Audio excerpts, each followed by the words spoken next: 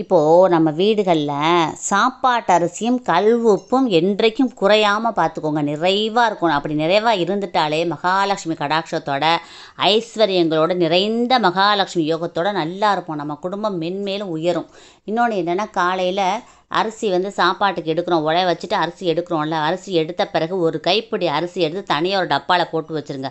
அது அன்னதானத்துக்குன்னு சொல்லி தனியாக வச்சுருங்க. அன்னதானத்துக்கு கொடுத்தாலும் சரி, கோயிலில் நெய்வேத்தியத்துக்கு சாமிக்கு நெய்வேத்தியத்துக்கு பண்ணுவாங்க, அது கொடுத்தாலும் சரி, அடுத்தவங்களுக்குன்னு ஒரு கைப்பிடி எடுத்து வச்சுட்டாலே உங்கள் வாழ்க்கை மென்மேலும் உயரும்.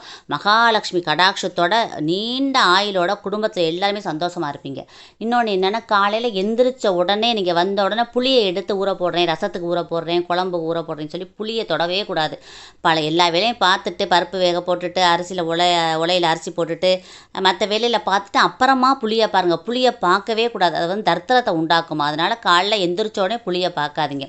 இன்னொன்று என்னென்னா, நைட்டு படுக்கும் பொழுது கொஞ்சம் மிச்ச சாதத்தில் தண்ணி ஊற்றி வச்சுட்டு கொஞ்சம் மிச்ச சாதம் இருக்கிற மாதிரி பார்த்துக்கோங்க. கிச்சனில் வச்சுட்டு படுங்க. ஏன்னா மகாலட்சுமி நம்ம வீட்டில் பார்க்க வருவாங்களா, அந்த தெய்வங்கள்லாம் நம்ம வீட்டில் பார்க்குமா என்ன வச்சுருக்காங்கன்னு சொல்லிட்டு அந்த சாதத்தை பார்த்துட்டாலே அந்த இடத்துல தங்கிடுவாங்களாம். நம்மளுக்கு மிகப்பெரிய யோகம், மகாலட்சுமி கடாட்சம், நிறைய ஐஸ்வர்யங்கள், தீர்க்க சுமங்கல் யோகம் எல்லாமே கிடைக்கும். எல்லா தெய்வங்களும் நமக்கு ஆசீர்வாதம் பண்ணும். இந்த பதிவை எல்லாருக்கும் ஷேர் பண்ணுங்கள், கமெண்ட் பண்ணுங்கள். எல்லாருமே நல்லா இருக்கணும் ஃப்ரெண்ட்ஸ். Thank you friends. வாழ்க வளமுடன். தேங்க்யூ.